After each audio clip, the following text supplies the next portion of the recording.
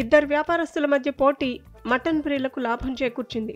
KG 800 రూపాయలు పలుకుతున్న mutton కేవలం 497 రూపాయలకే దొరుకుతుండటంతో మాంసాహార ప్రియులు దుకాణానికి క్యూ కట్టారు.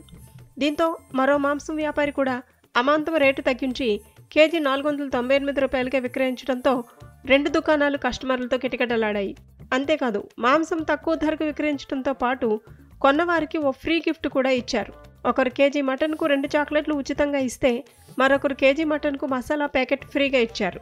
ఈ విషయం తెలుసుకున్న మటన్ ప్రియులు చుట్టుపక్కల ఊర్ల వారు ఆ 2 మటన్ షాపుల వద్దకు ఎగబడి వెళ్లారు. ఈ ఇద్దరు వ్యాపారస్తుల మధ్య మాటకు మాట పెరిగి పోటీ రావడంతో పందానికి పోయి ఇద్దరు మాంసం విక్రయదారులు అతి తక్కువ ధరకు మటన్ విక్రయించారు.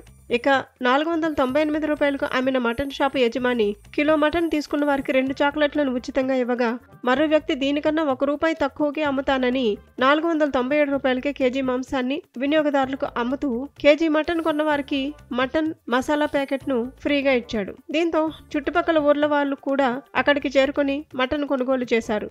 దీంతో సాయంత్రం 8:30 గంటలకల్లా ఇద్దరి వద్ద మటన్ అయిపోయింది. ఇద్దరు వ్యాపారుల మధ్య భేదాభిప్రాయాలు మటన్ ప్రియులకు కలిసి వచ్చాయి. 500 రూపాయల లోపు ధరకే మటన్ రావడంతో దీనిని హాయిగా కొనుక్కున్న మటన్ ప్రియులు సంబరపడ్డారు. దొరకని వారు అయ్యో అప్పుడే మటన్ అయిపోయిందా అని మదనపడ్డారు. దీన్ని బట్టి ఆలోచిస్తే కోపతాపాలకు పోయి నష్టపోవడం తప్ప లాభపడేది ఉండదని ఆలోచనతో వ్యాపారం చేస్తేనే మంచిదన్నది మరోసారి రుజువైందంటున్నారు స్థానికులు. ఈ ఘటన కడప జిల్లాలోని మైదుకూరులో జరిగింది.